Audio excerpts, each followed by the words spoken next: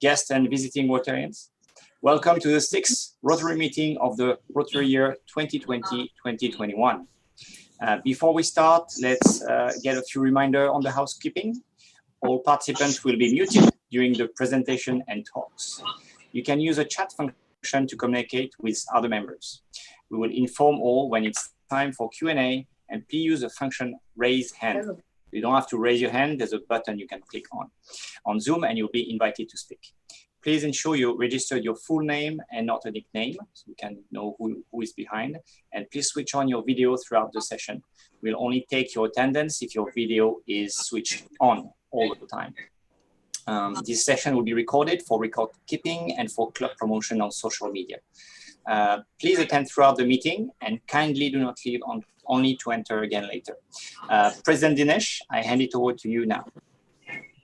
Thank you, Jean-Philippe. Most welcome. Let me share. Dinesh.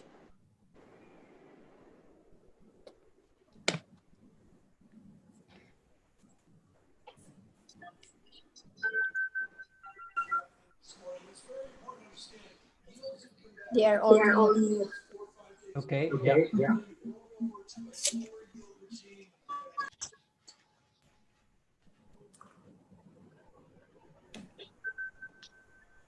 PDG Kamal Katra, past presidents, distinguished guests, fellow Rotarians. Very good evening to everyone, and it is my pleasure to welcome you all to our 6th Rotary meeting of this year. I would warmly welcome all our guests of our members and thank you for attending our meeting. I'm delighted to welcome our speaker, Professor Sattar Bawany, who will be speaking later this evening on a very relevant topic, leadership in disruptive time. Thank you, Professor Bawany, for being with us and accepting our invitation to speak. We have another Rotarian guest from far off, and I would very warm welcome to PDG Kamal Katra from Rotary Club of Metropolitan in Lebanon for attending our meeting. And please carry our best wishes to the people affected by recent calamity in your country. I would ask PDG Kamal to say a few words about your club. PDG Kamal, could you unmute yourself?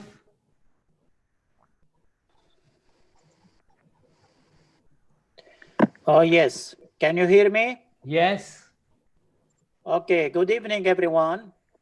My name is Kamal Katra. I'm past Deputy District Governor. I've been with Rotary almost 28 years. And I've been many times District Treasurer as well because I worked for Merrill Lynch, Bank of America. And now I'm retired. My son is working at the Julius Baer in Dubai, and I think he's a colleague with Veran in Singapore. He gave me, to speak about Lebanon and the crisis that we are facing.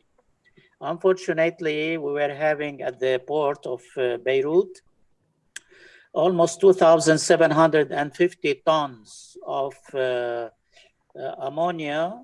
They were keeping it since 2014. And many people, they said it's not dangerous and it was well kept, but on the contrary, later on, they added fireworks also, about 2-3 tons of fireworks beside the ammonia.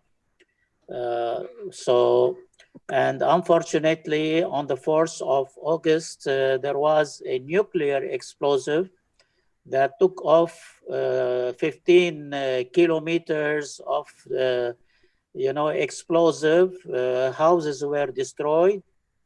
We have 5,000 injured and almost 200 dead. The majority of the houses in that area were destroyed completely within the parameter of 5,000 meter, and within 15 kilometers glass and aluminium and walls were completely fall down.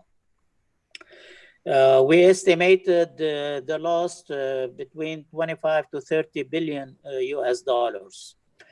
Nevertheless, the Lebanese, they were very active. All the youngsters, men and women, they went down to the streets and they were cleaning the roads and the houses. But there is a lot of work to be done. We got aids from Saudi Arabia, from Qatar, from Kuwait, from Jordan. Planes, they were sending materials such as food, hospitals, material, medical, etc. But now, of course, these are not enough. Now, Rotary, we were working, every club, he was contributing, and we were donating food boxes and medical equipment, and for the COVID-19 as well. We almost distributed almost 150 boxes until last week. The government came up and he said, we prefer to work together, not every club alone. And if we have a fundraising coming from abroad and also from the country, we should put them all in one account. This is the country fund, Lebanon country fund account, in order to start working on bigger projects and approve the project. And that's why we took a fast decision for a short term, three periods. We selected a short-term period, that means between 1 week and 1 month, to start on three things. First of all, to start distributing food boxes, because we have around 2,000 families now. They are without houses. They have shelter box now. They are living. Some of them, they are living with their families and friends. So the short-term now aid that we decided to do, three things. First of all, distributing food boxes, to needy people who doesn't have food now and their houses are destroyed. The second thing is medical equipment that contains milk, Pampers, medicine, and blankets for the winter. This is the second item. The third item, medicine to the hospitals. Various kind of medicine. This is, we have to start distributing to hospitals. We did the global grant last month, and we distributed the 12, these respiratory machines for the hospitals to avoid for Corona. Thank you. This costed us around $170,000 grant. And now, Thank you. Thanks, PDG. I have the details. I will share it I'll share it in tomorrow's international committee meeting. Right. We have all the details, and thank you very much, if you PDG Kamal.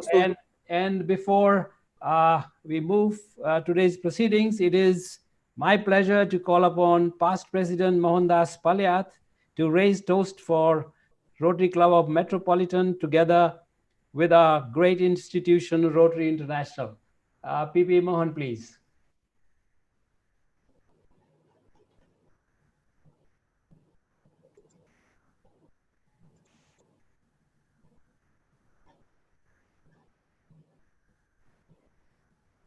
Mohan, you have to, Mohan, you have to unmute yourself. Oh, I'm sorry. Yeah.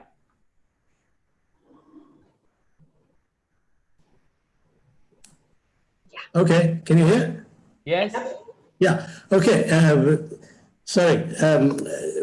Please, President Dinesh and fellow Rotarians and guests, please join me. Please be upstanding and join me in a toast to the Rotary Club of Metropolitan District 2452 in Lebanon, just outside of Beirut. And of course, you just heard from Past District Governor Kamal Khatra and to Rotary International, to Rotary Club Metropolitan and Rotary International. Yes. thank you, PP Mohan. And now it's my pleasure to call upon our Honorary Secretary, Bridget Holz-Schneider, to make club announcements. Yes, thank you, President Dinesh. I only have 2 announcements to make, so no slides. First of all, the ISC meeting, as Bawany already mentioned, is taking place tomorrow evening. They start at 7:45 with a bit of yoga at the beginning to warm up the body and the senses and the brain. And then the meeting starts at 7. The invitation has been sent out by Club Runner today. And the second announcement is, as we were reminded on our chat today, everyone who wants to register for the Step Up to End Polio challenge, please do so by the 23rd of August. If you need any kind of information in more detail, please contact Rotarian Adnan, who is with us in the audience as well. So that's it for me. Thank you, Bridget. I think I'll have to share the screen again.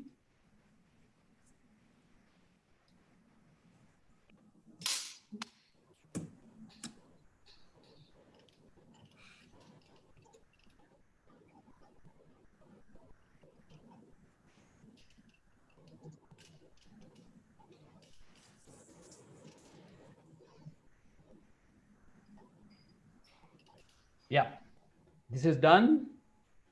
And I think all of you know that on 15 July, our second club meeting, we invited Mr. Tay, who is here, number 3rd from the right, CEO of Willing Heart, to speak to us. And he explained how Pure Voluntary Organization serves 5,000 meals a day to 40 locations island-wide, 365 days a year. Our community service director, Dr. Irina Franken, organized a visit by 5 of us to volunteer in their soup kitchen on 8th of August on a most busy slot, 6:30 a.m. to 8:30 a.m. And we had real experience of working in the large kitchen doing several different types of works. How does Willing Heart sustain itself? It is with general support from friends, volunteers, donors.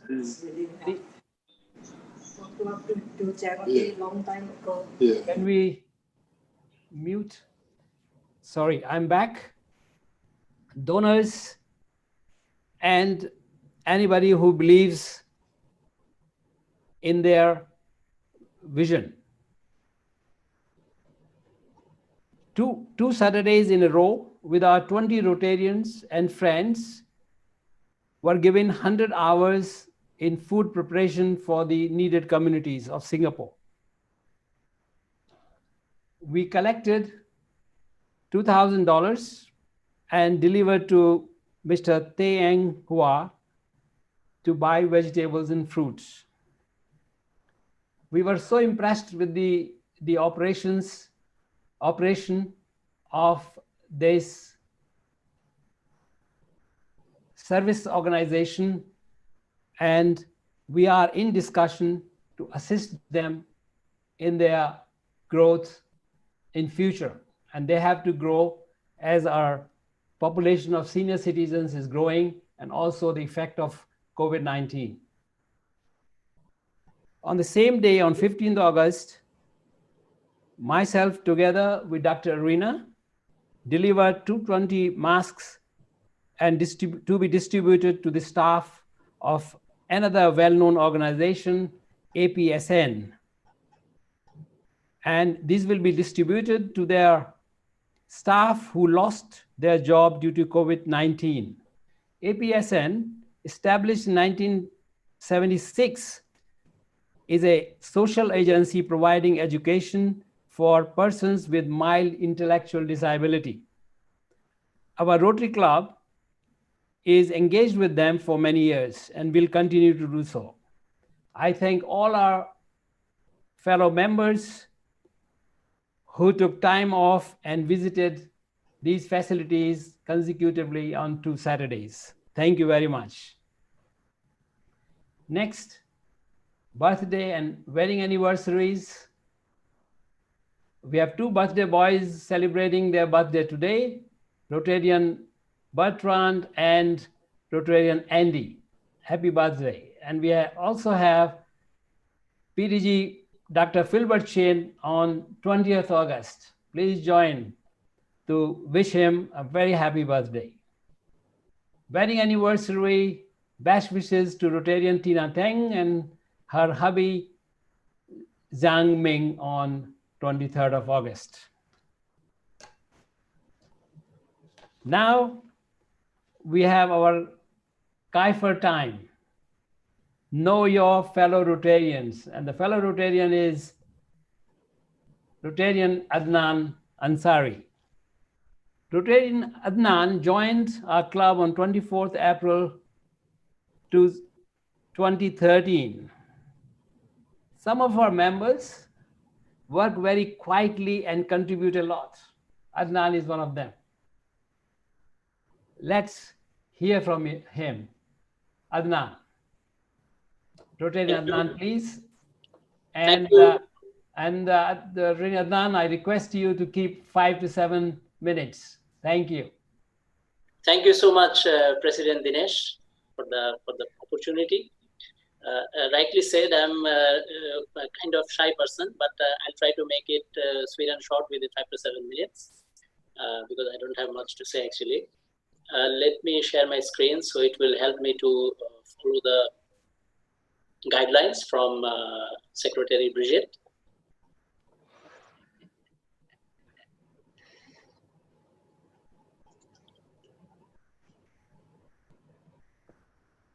Okay, you can see my screen? Yes. Yes.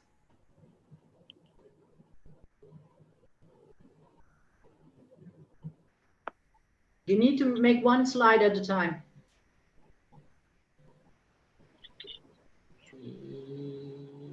Is it okay? No, it's not yet. Okay. Yeah, now it's better. Yep. Okay.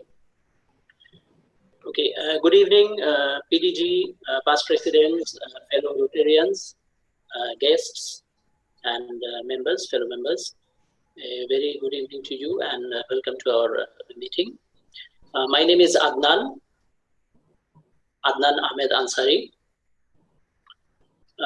I'm from Bangladesh. I think I'm the only Bangladeshi Rotarian here in the club. And I'm a permanent resident in Singapore. I'm living and working in Singapore since 2005. I hold a master's degree from NTU, Nanyang Technological University, in Maritime Studies. I work for ship management in a ship owners company for last 10 years in the same company. Professional and vocational skill, basically I'm a mariner, and my vocation in Rotary is shipping, marine engineering. For those members who are not very familiar with this line of work, because I can't blame you, I don't see any other mariners in Singapore clubs, in my club or other clubs, it's not very common. Basically, a marine engineer is an engineer trained for sailing on board ships. So I was a seafarer before coming to Singapore. About 22 years I sailed on different types and sizes of ships.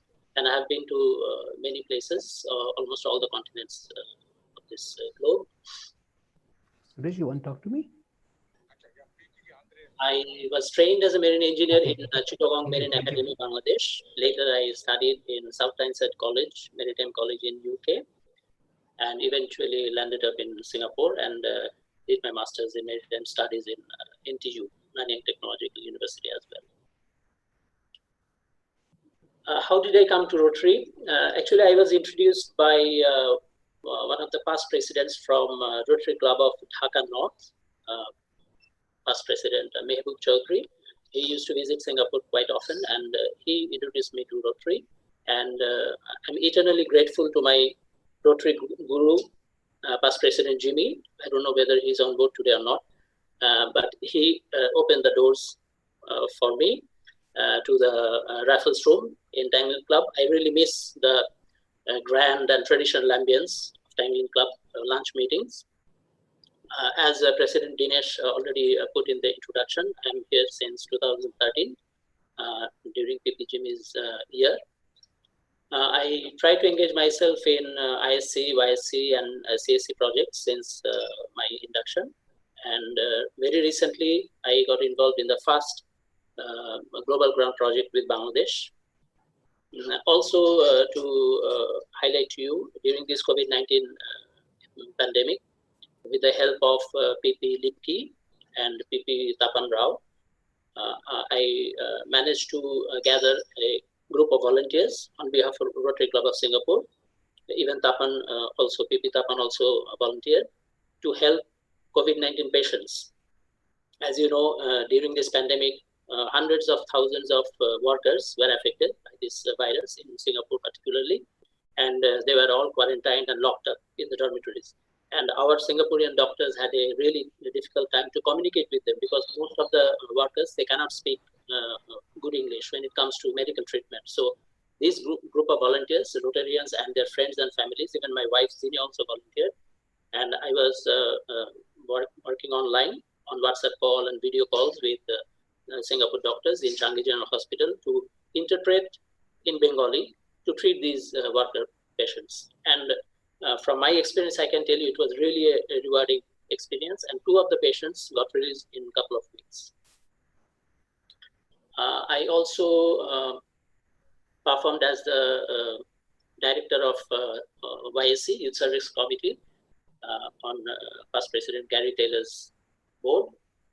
What can I do for Rotary? I just mentioned about the COVID-19, and I hope I can do better with the Global Grant projects with Bangladesh.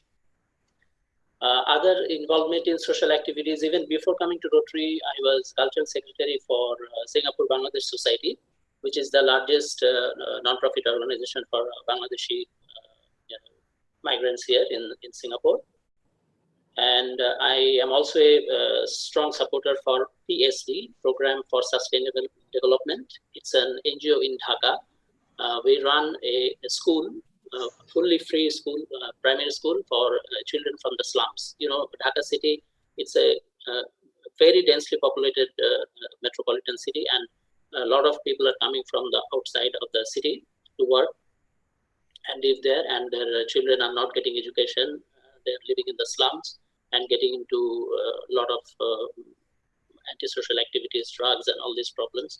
So we, from PSD school, we give full free education to these children. Myself and my wife, both of them are educating parents, and every year we sponsor 2 kids at least. My life's journey, I'm from a traditional Muslim family. My father is a retired college teacher. And you can see the photograph of my wife and 2 kids. Son is 16, Arshan, and the daughter is 10, Anahita. I had the rare opportunity when I was very young, at 6 years old age, I had the opportunity to act in a full-length Bengali film made on the Liberation War of Bangladesh, 1971 Liberation War.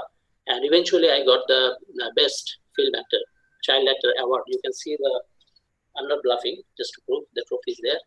You can call it Oscar for Bangladeshi films. And also, since my father was a teacher, he was very active in cultural activities, and he taught me to learn Bengali and Hindi and since childhood I hope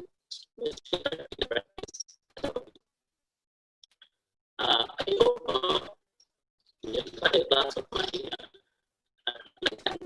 experience. And lastly, to finish, since it's all to do with Rotary, please register yourself, your family and friends with the Step Up to End Polio movement coming. We have been already circulating. All 4 of us in the pictures have registered. So I hope you will come forward and support the movement. It's one of the biggest Rotary movement, as we all know. Thank you very much. I hope you'll enjoy the rest of the evening. Back to you, President Dinesh.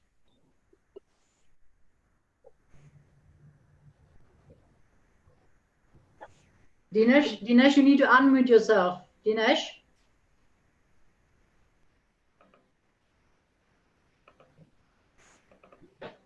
Hello. Yeah, thank you, Rotarian Adnan.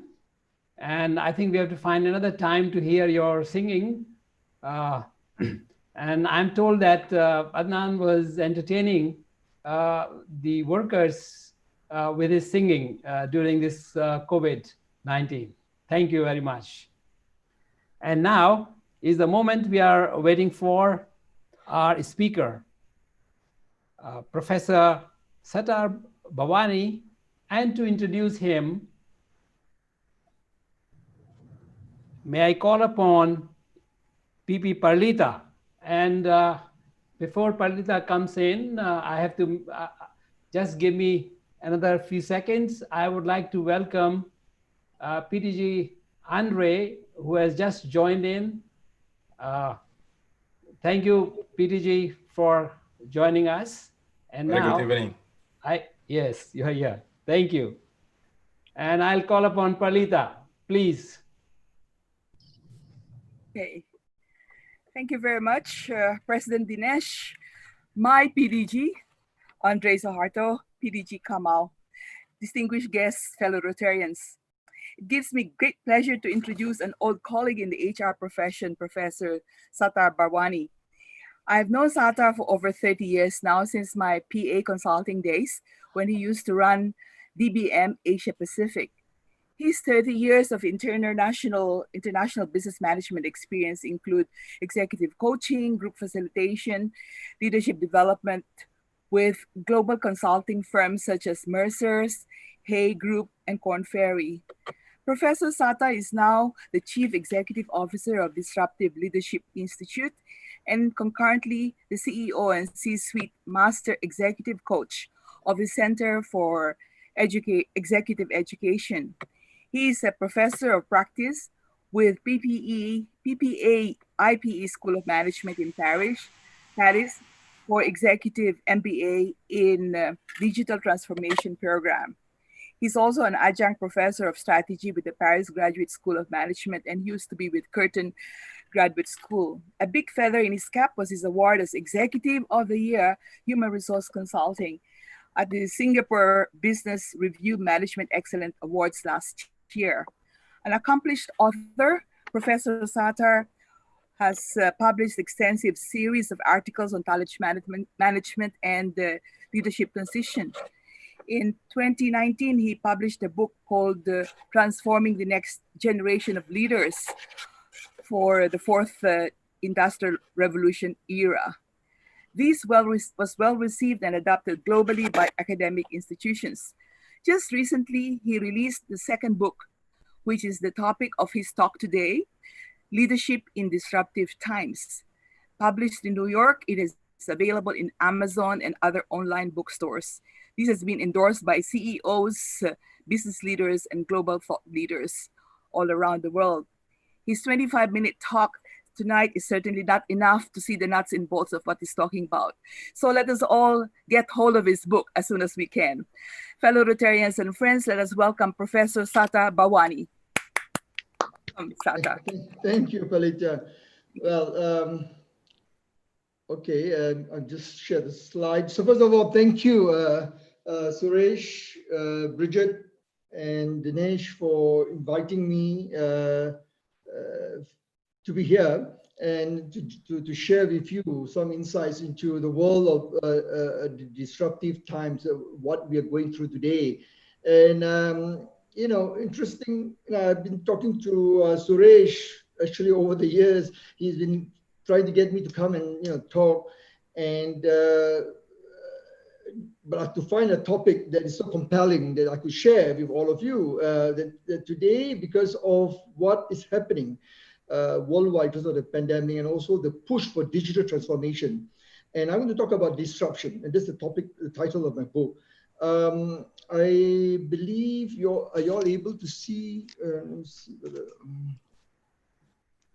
so you can see the slide. Let me put on the slideshow. Okay. So you should be able to see the slide now. Okay, so let me talk about disruption. So I only have 25 minutes. I'm going to go to the point. Normally I do it for 1.5 to 2 hours, a keynote, and 3 to 5 days, depending on the nature of engagement. But yeah, Bridget keep on reminding me, you only have 25 minutes to 30 minutes and Q&A. So I've come to the point and I'll be very direct and I will not rush, but I will be emphasizing specific part of research globally that what we have done into best practices. And also I'd like to spend some time to have dialogue so you can pose questions that would be of interest to you, so you can have an exchange. So very quickly, when you talk about disruption, and the word disruption means different to different people, but in the context of what we call innovation in business transformation, the best definition is what Christensen Clayton, the professor from Harvard, talk about. But before that, I went to various dictionary to look at the definition. So this is interesting. The latest definition that you probably would find on Cambridge.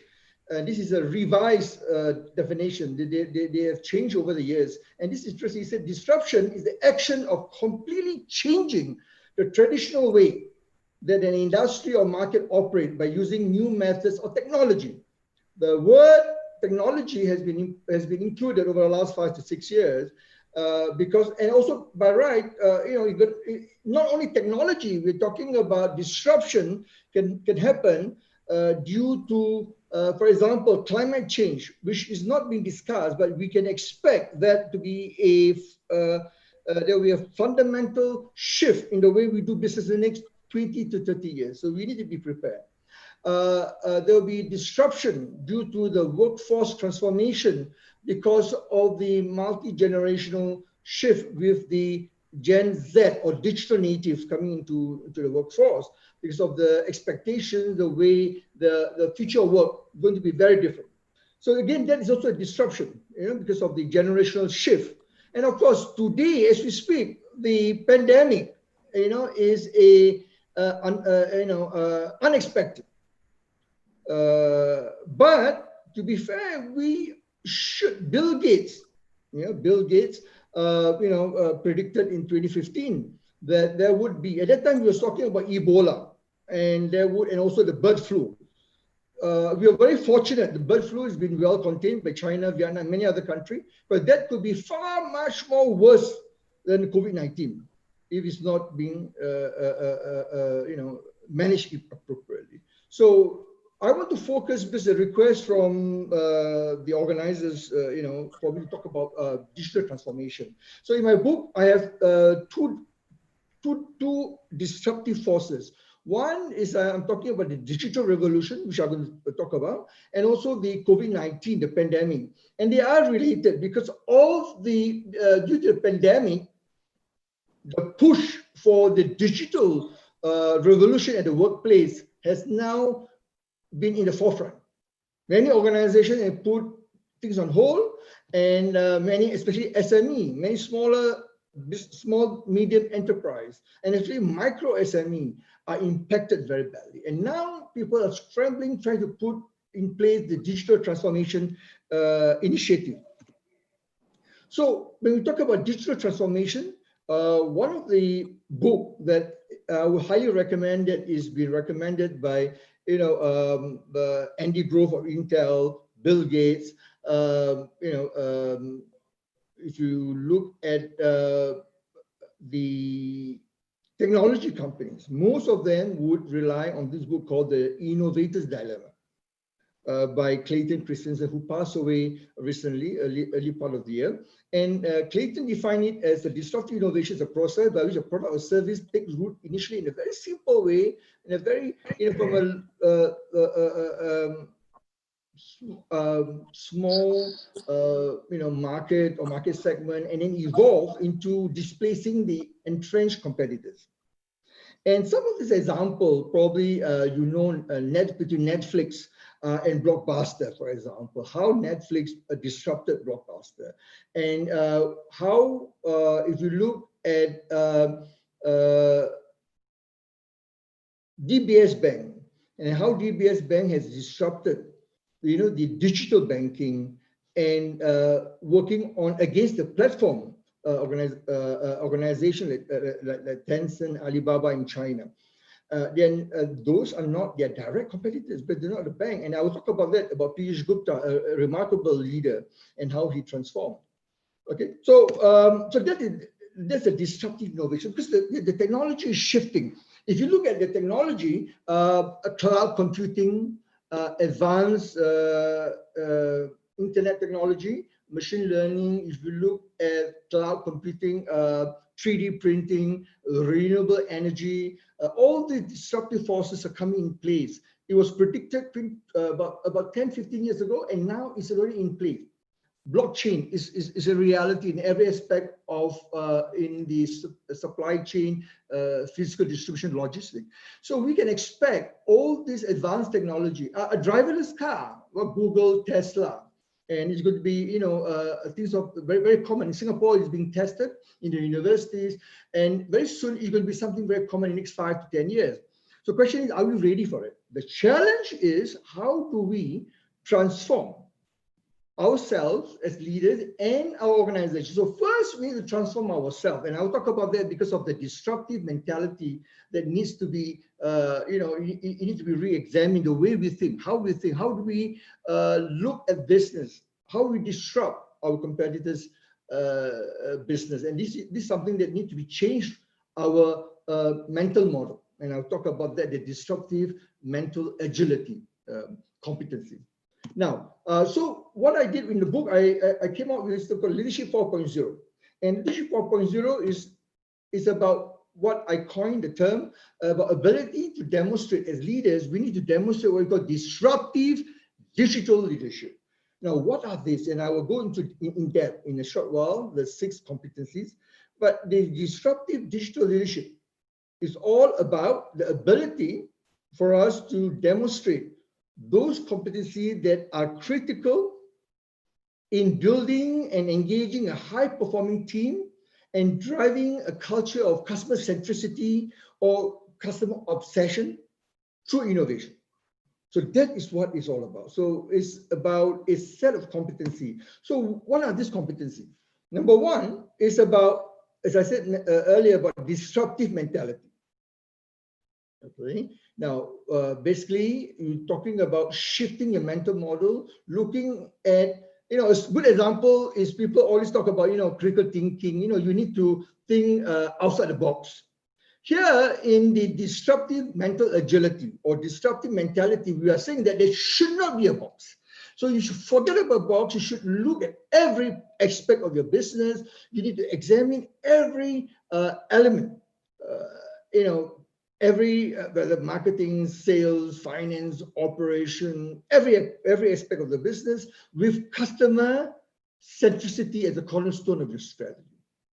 Customer centricity or customer obsession. Number 2 is about creativity, the competency of, we all know this, and because this is not new, visionary, entrepreneurial, to be able to bring things to market. So the first one is quite new. The first one is about disruptive mental agility.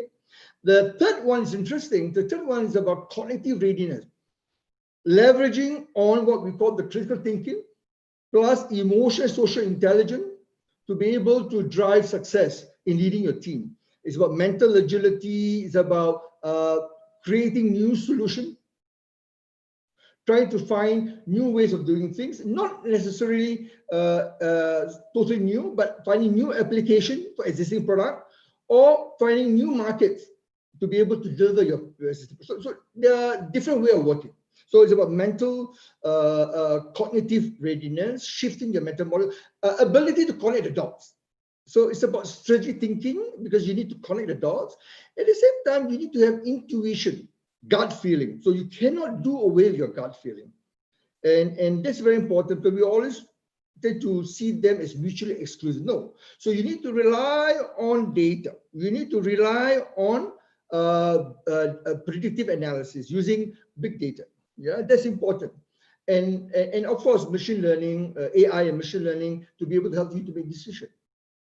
Then the fourth is what we call the resilience and adaptability, or the change agility. Again, it's not new. You probably heard of this many times. Resilience or adversity quotient, adaptability, how you bounce, fail fast and bounce, and to be able to quickly lead your team to success. Because it's very important. We all make mistakes. We learn from our mistakes, and then learn from it, and then and get your team up and going to push your digital disruption agenda or digital transformation agenda. Fifth is interesting. We all hear about empathy.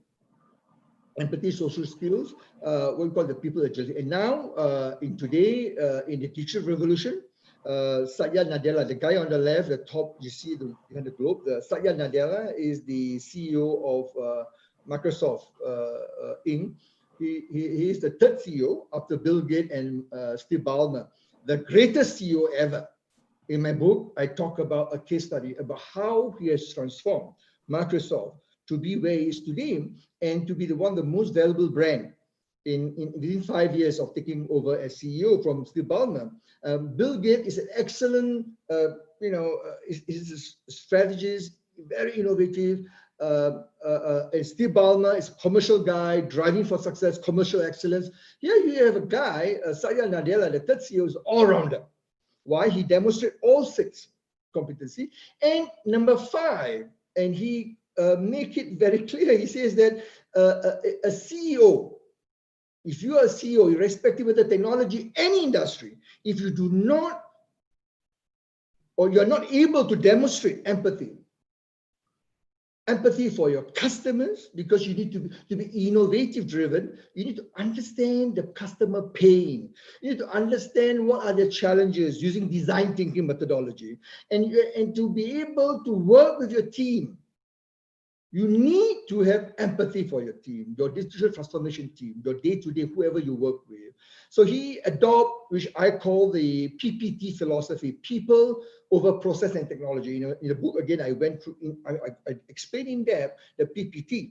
So again, it's a great example, a great CEO who has been able to transform.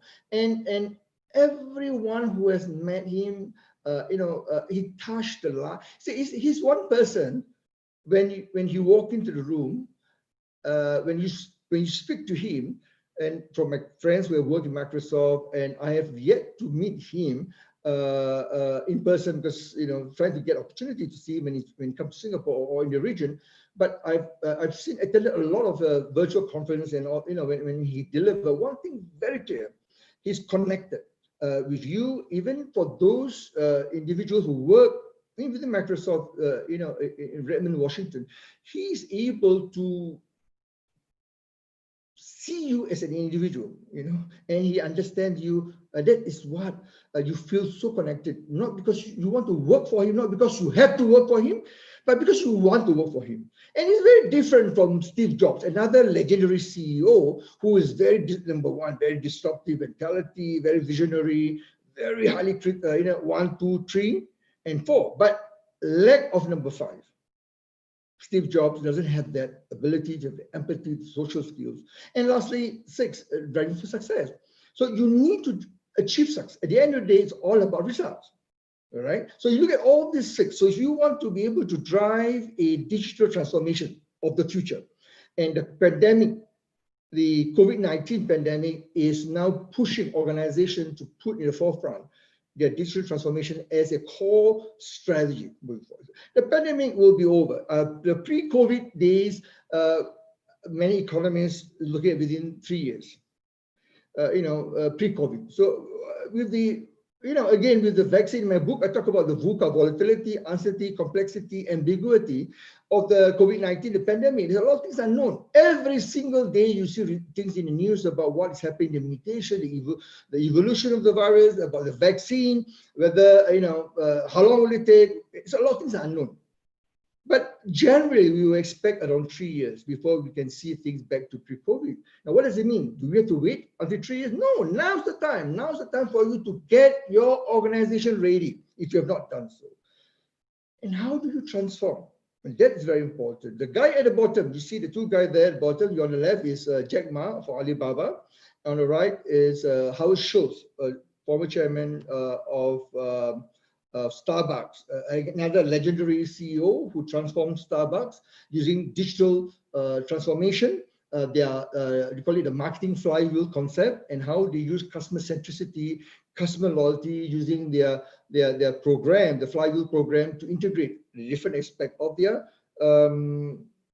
operation. So this is interesting. So we need to understand that in many organizations today there are I would say some element of digital transformation that already been in place, not necessarily on a big scale, but the question you need to ask yourself, what is it that you need to do or to re-examine your business model to serve your customer of today and tomorrow? Don't follow, and the problem with a lot of organizations that they follow what the competitors are doing, they follow all the big organizations, not necessary. So you need to look at your business model, look at your customer need, customer wants, and how can you deliver value by leveraging on your people first, transform your process, and then use technology as an enabler. Technology as an enabler to deliver that success. But then, how do you do that? So what can we learn? Now, I mentioned about DBS Bank, I mentioned about Microsoft, DBS Bank is Piyush Gupta. I'll spend some time talking about him because most of you in Singapore probably can relate to that. I talked about Microsoft already, Satya Nadella. Starbucks is Howard Schultz. Again, I'll talk a little bit about him. And I'll talk about Netflix and Grab and Uber. So if you look at all these 6 companies, there's some commonality. In my book, I talk about what are the key success factors. So what is it that they do well? So there are something that you can learn from them. Now, so there are 6 best practice worldwide, and of course there are many other companies I've examined, including Boeing, Procter & Gamble, looking at GE, looking at smaller, startup, over the years has been very successful. But what is it that makes them successful? Now, I will talk about Piyush Gupta primarily because Piyush, and I met him several times, interacted with him when I was the chairman of the Human Capital Committee of AmCham. I invited Piyush to be a keynote speaker at several forums, and I learned a lot from him. This is the first time I met Piyush was in Citibank, and Piyush is tough, like many CEO, is quite demanding, very tough, using different style of leadership. But it's one thing that I admire Piyush because he's able to hire the best people for his team, get the best people from wherever, whether Morgan Stanley, UBS, HSBC, or Citi, or anywhere, OCD, whatever. Get the best person for the job and empower them and lead them to the job. But he's very result driven. We talked about the 6 competency earlier. So probably he scored 5 out of 6, probably a little bit less, but he admitted in some of the interview, you can find in YouTube, he acknowledged that he probably, because of his style of leadership, but he's learning, he's adapting. Now, what he has done, did very well. So in 2009, he came on board. He was looking and he took over from Jackson Tai. It was just after the financial crisis, or just the tail end of the financial crisis, 2008, 2009. So Piyush came to the later part of 2009, and he takes some time to look at the business because DBS, is very, very different from Citi, where he comes from. He's a long time Citibank,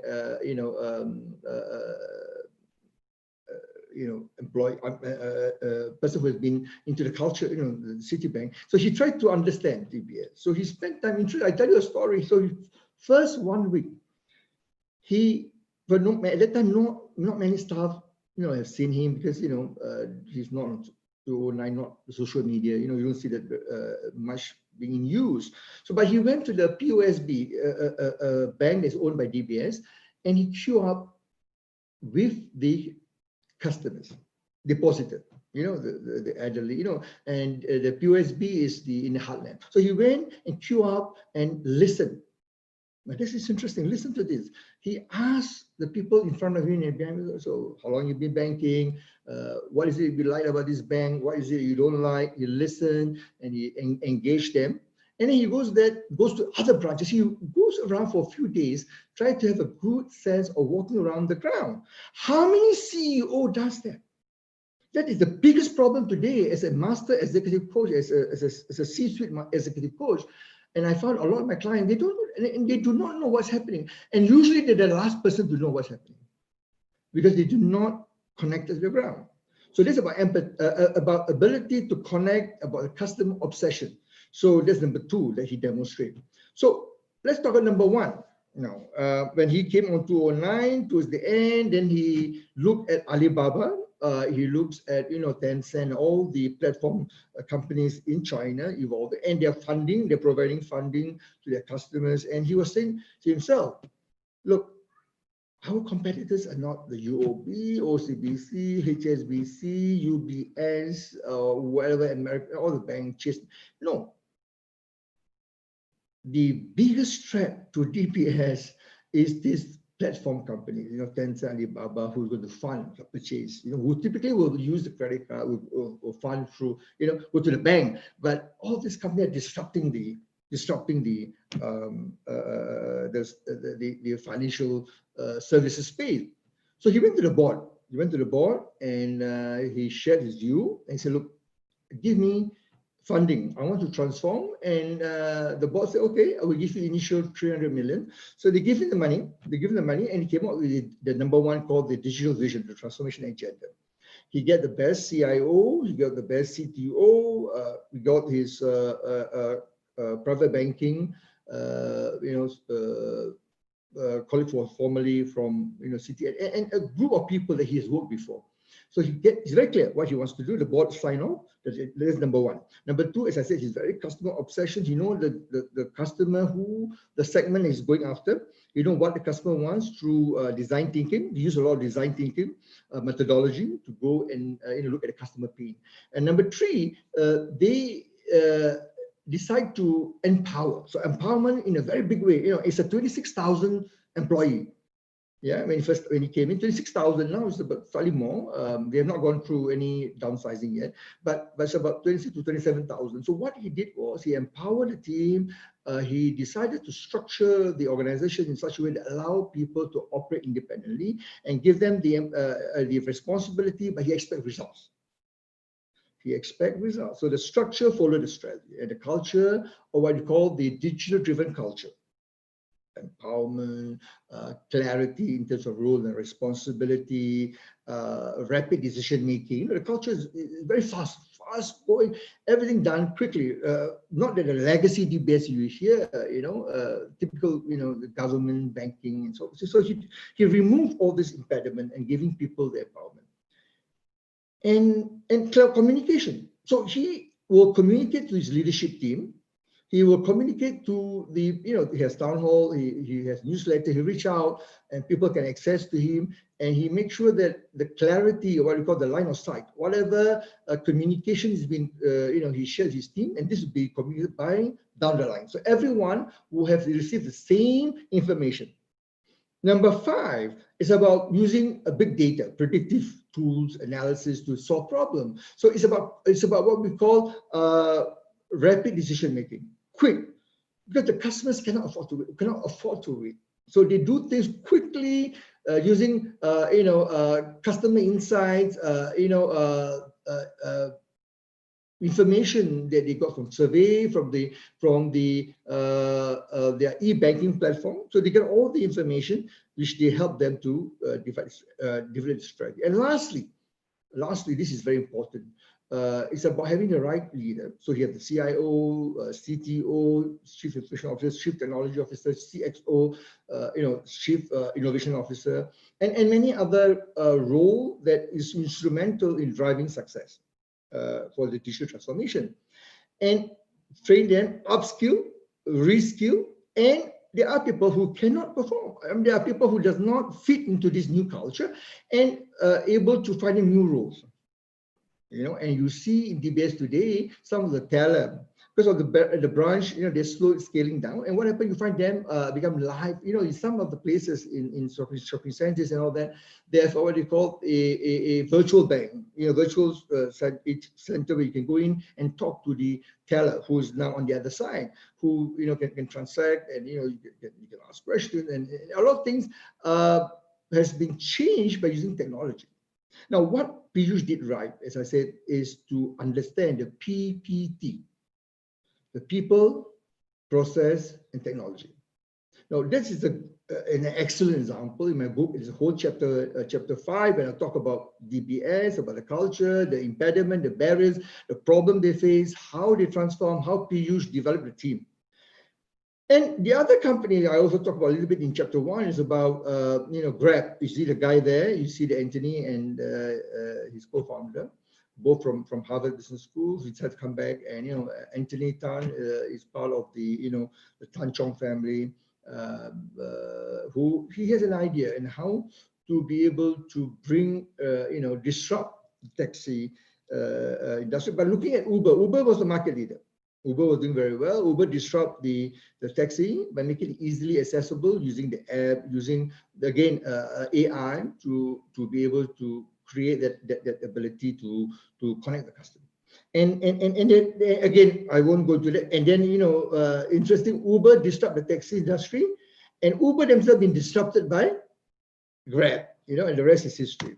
Now, so I just thought, let me just pause here. So I thought it's good to have more question and answer. So, again, this is just some of the stories in my books, a lot of case study, stories, examples, best practice tools, framework that you can implement. It's endorsed globally by many CEOs, CHRO, academic professors from various universities. So it's a go-to blueprint to be able to develop your digital transformation strategy. So I will pause here, and maybe I'll hand over back to Bridget, for the Q&A. I'm sure if you have questions, over to you, Bridget. Yes, thank you very much, Sattar. That's absolutely perfect, on the dot in time, absolutely wonderful. Thank you very much. And I think we could talk a long time more about it. And I think Suresh put his name in the chat, and he wants to ask a question. Suresh, please. Suresh, thank you, Bridget. Professor Bawany. Yes. You've been talking about Christensen's technological and innovation disruptions, which is also coming around with Uber, Airbnb, cloud, and now digital transformation. Yeah. But leaders can see an immediate benefit on adopting these new technologies. What happens when natural disasters and COVIDs, where the benefits are unpredictable, actually they're negative, and the duration is uncertain? What kind of competencies do the leaders need, and how do they adapt themselves to this situation? Actually, Suresh, an excellent question. Actually, this is what's happening right now. In my book, I mentioned about the word, I'm sorry to say this, I'm going to be very blunt, the word unprecedented crisis. And, last Monday, I was interviewed on MediaCorp on radio, and I was asked a similar question, Suresh. So I said that, the word unprecedented crisis has been used, bastardized, used by worldwide leaders, business leaders, government leaders, because it's just an excuse because you do not know what to do. But there's no playbook. Suresh, you are right. There's no playbook. You cannot rely. You hear people talk about, many organizations or many political leaders worldwide will use, we've gone through the global financial crisis. We've gone through September 11, in 2001. We've gone through the dot-com bust in 2000. We've gone through the further back Asian financial crisis in 1997, 98. Or we've gone through the latest, the global financial crisis. So all this, what lesson we learned is that you cannot rely for this. For the first time, the pandemic, this, as you correctly mentioned, is totally unexpected. And the impact, the disruptive, the horrendous impact on business, on livelihoods is phenomenal. And in my book, I talk about WTO, ILO, talk about the informal economy, we talk about the IMF, ILO, all these three-letter organizations, the UN WHO has described the impact of the pandemic on business and on life, on society, on family and so forth. So what competency is required is number one in the disruptive mentality, what we call the disruptive digital mentality, Suresh. Now this is where people are not able to think critically, and they tend to fall back into the past experience. Marshall Goldsmith, who endorsed the book, Marshall, #1 worldwide, in terms of, it's a leadership thought leader, guru. And I was with him last night on Zoom, for conference, and I was talking. Interesting, he wrote the book about 10 years ago. He said that what get you here won't get you there. So what a lot of companies tend to rely on past experience. I'm not saying you don't rely on it. You can look at it and examine, but there are times where situations are different. They may look similar. So symptom, behavior. So in this case, the pandemic is totally different. In Singapore, Malaysia, everywhere in the world, you see people are struggling to come up with very constructive strategic action to prepare for the post-pandemic. What happened? They use fiscal stimulus based on borrowing or reserve. In Singapore, we have financial reserve continuously. For the fifth time last was it Monday? They announced, the Deputy Prime Minister announced on Monday for the fifth time, surplus to support business and jobs. So we cannot do that. We cannot continue. So we need to think differently. So critical thinking and disruptive mentality, ability to accept the fact that you do not have all the answers, Suresh. The answers lies with the young. It could be the young people. The most one thing I learned from the young is what we call, adopt a concept called reverse mentoring. So we need to accept the fact that we do not have all the answers. Can political leaders, business leader, government agency, heads, or civil servant, in Singapore they call it admin service, can they accept the fact that they don't have the answers? They need to go back to the private sector, go back and collaborate and create an ecosystem where people can share and develop. To do that, you need to have a growth mindset, Suresh, to shift your mental model by accepting the fact that you may not have the answers. Therefore, let's work together, collaborative, even competition, co-opetition, compete and collaborate. You cannot do it alone. You cannot do it alone. So what can we learn from our competitors? Let's work together to resolve the challenge. So it is about what we call disruptive mental agility, one of the most important competencies, Suresh, to be able to prepare for the post-pandemic and to prepare for the future. There will be more pandemic, there will be more disruption. Be prepared. And you're going to come, it will hit us again in 10 years, 15 years, we don't know. So are we ready for it? That is the question. I hope I answered your question, Suresh. Thank you. Perfect. Any other questions from the floor?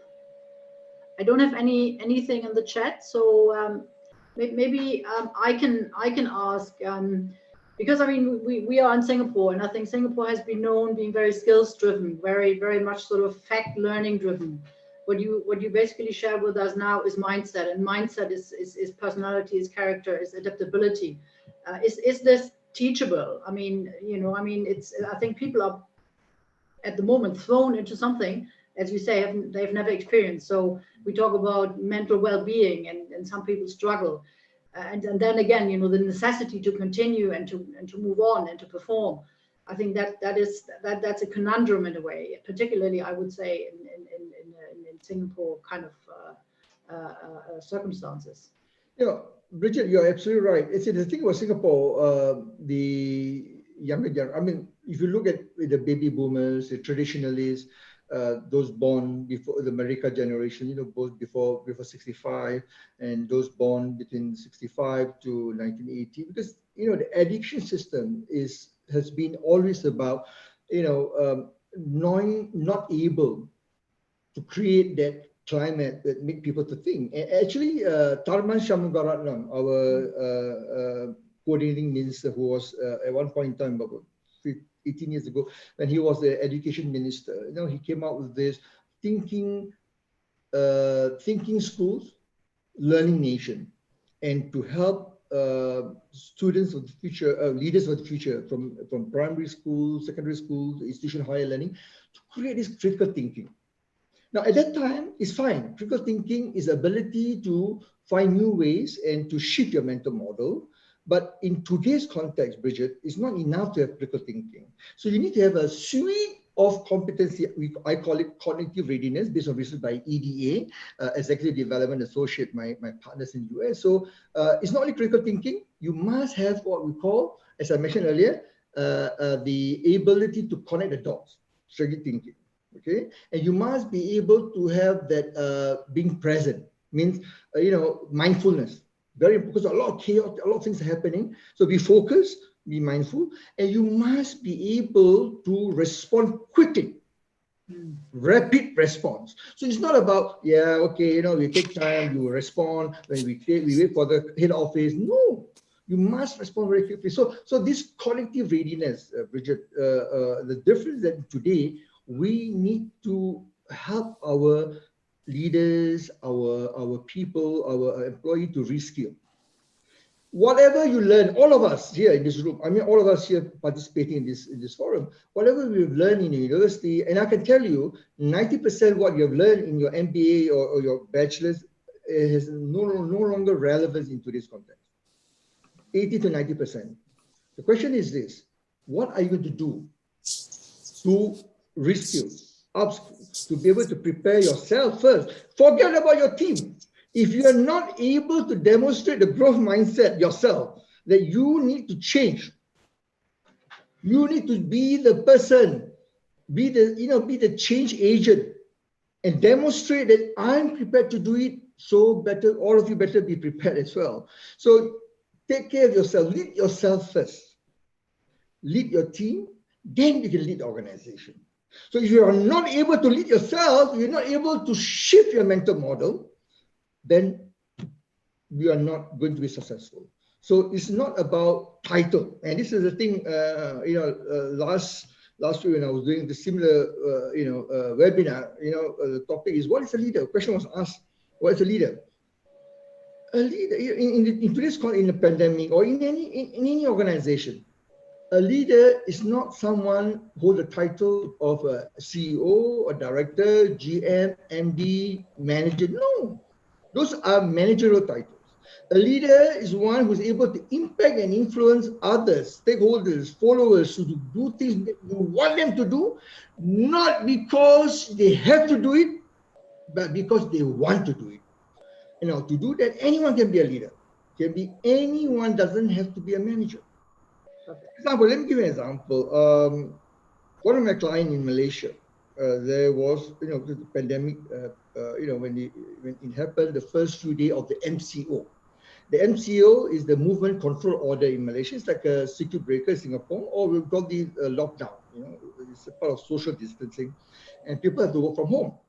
And the HR director was telling me this story. He said, look, all of them work from home. And because we have to work from home, they have to attend video conference, Zoom. And Zoom now become a verb. Zooming here, Zoom there, Zoom here, everywhere Zoom. And you see 60, 80-year-old. Even there's one case I read somewhere in Indonesia, a 94-year-old also use Zoom. And that's how you communicate with the family across the world. Now, this example in Malaysia, so what happened with this guy? He is an IT manager. IT executive, not man. It's an executive, but because the manager was not around, and the sales, marketing people need to access the database.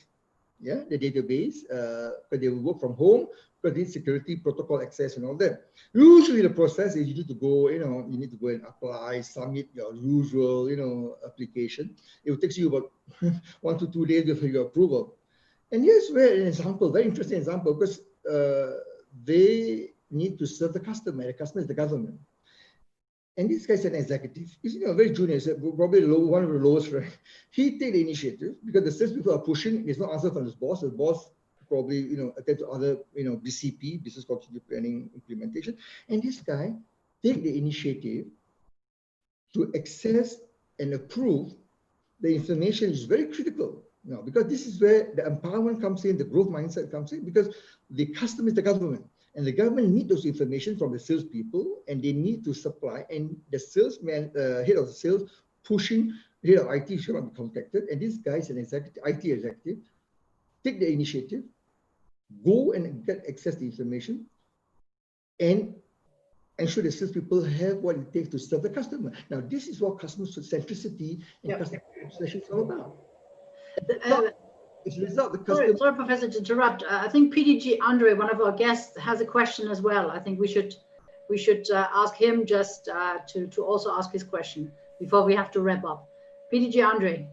Thank you very much, Bridget. Thank you, Professor Bawany. The digital disruptive leader 6 competencies that you shared with us just now, will that still be applicable to a market where the consumer's level of IT literacy is still not yet nurtured? Or do you apply different focus of emphasis on each of these 6 levels of competencies? Yeah. Okay, thanks, Andre. Now, first of all, the 6 level of competencies, or they're not level, they are 6 different competencies. They are mutually exclusive. It's about leaders to demonstrate the ability to think differently, to be able to shift their mental model, develop a growth mindset, to be able to develop strategy. Yeah. So Andre, they're not about market. It's about individual leaders, all of us. Yeah? How do we serve? Now, when you talk about market, for example, Indonesia versus Samoa, versus Papua New Guinea versus Bangladesh, for example, or Lebanon, it doesn't matter. So it's about customer centricity, Andre. So the question is this. So when you understand your customer, what they want, what they need, and that's through design thinking. You need to spend time, your typical market research and all that. The same thing. The same process that you're doing in marketing. The only difference here is you use technology to simplify, to transform the delivery of the services. And you develop something which is specific. So you are right. So for example, if I were to use the same model in Samoa or in Papua New Guinea, it's different from Singapore, Hong Kong, Japan, because the customer expectations are different. How do you deliver? How they want you to deliver the service using technology? Sometimes it's simply using the simplest technology, but it serves the customer purpose. So Andre, the first rule is customer centricity. Know your customer. So it's an outside-in perspective, and develop your strategy using technology. So it's the competency is more about individual leader, Andre. It's not about the market. Yeah, the market. The technology will differ, you're right. The maturity, the digital maturity technology in Japan and Korea is far much greater than China, in Singapore, Korea and Japan, then Singapore and then Hong Kong, then in Shanghai and so forth. So that is about the tool, the means to deliver the service. The market, what the market requires and what you need to do differently to deliver the service. But the 6 competency applies to everyone. About the way you think, how you deliver results, how you empathy, how you ever engage a team. Thank you. Thank you very much. Bridget, there's a question that Tom Wolf sent to me privately. I don't know why. Sorry. Okay, then please go ahead. Yeah, I don't know why Tom sent to me privately. Tom asked, should we speak about post-pandemic leadership or post-COVID-19 leadership? Okay.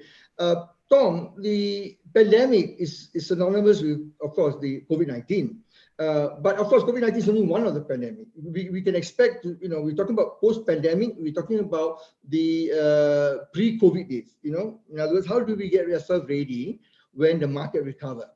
So it's similar, Tom. It's similar. It's about post-pandemic and post-COVID. Now, but the post-COVID, the difference is about post-COVID is more about, it's more short-term. We look at now how we get ourselves ready, how do we prepare our people, how we put our BCP in place, business continuity plan, disaster planning. But the post-pandemic leadership is far much more greater.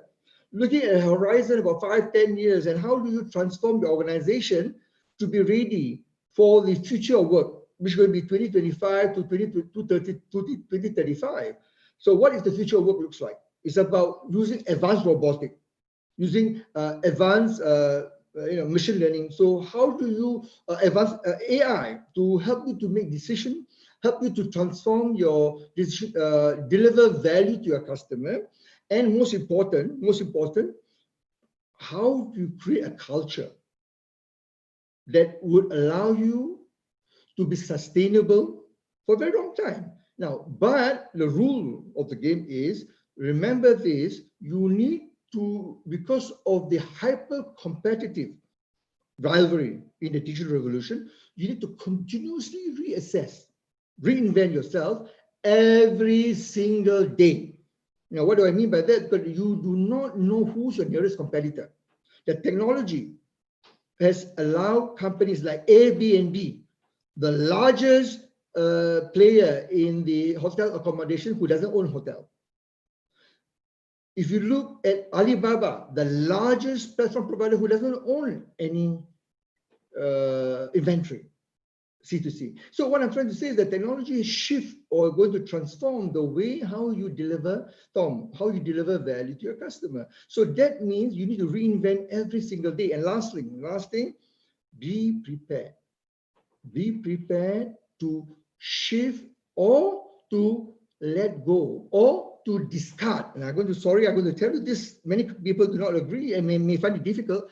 Discard even your values, your philosophy as a CEO, as a founder. They are so emotional. I found this company for 20, 30 years and you're telling me to yes, you have to let go. Because a lot of things are no longer relevant. Otherwise, you become redundant. So you need to be prepared to let go everything. So Tom, I hope I answer your question, Tom. Yeah. Okay, Bridget, any other question? I think there's nothing in the chat, and I think in the interest of time, I would say that we should wrap up, and then I hand back to President Dinesh to hand over to give you our vote of thanks.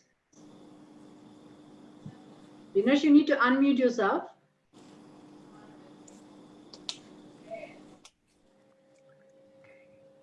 Thank you, Bridget. Thank you, Professor Bawany, for your very enlightening You're most welcome. Speech. And I know this is a complex subject. We are all talking about the future. But anyway, we have time restrictions. So I would like to call upon past President Tapan Rao to give you vote of thanks. Ppt Tapan. Dr. Bawany, yeah, I hope I'm visible. Yes. And heard and audible. Yes. It's been a pleasure listening to you. I have been in business all my life, and I can imagine the kind of complexities that are getting into business on a daily basis. So what you talked about, most of it I didn't understand, but I'll try to understand. I'm no great guy, and I'm no consultant or somebody in the academics like you, but I'll try to understand because it matters to me. Yeah. So, but nevertheless, thank you very much for coming to speak to us. It's been a pleasure to have you with us, and we really appreciate that you gave your time and your intent into this kind of a project. Thank you so much, Dr. Bawany. My pleasure. Thank you so much. Thank you everyone. Yeah. Thank you, Ppt Tapan. I think we can stop the sharing, Professor. Okay. So we can go to the gallery. Okay. Thank you.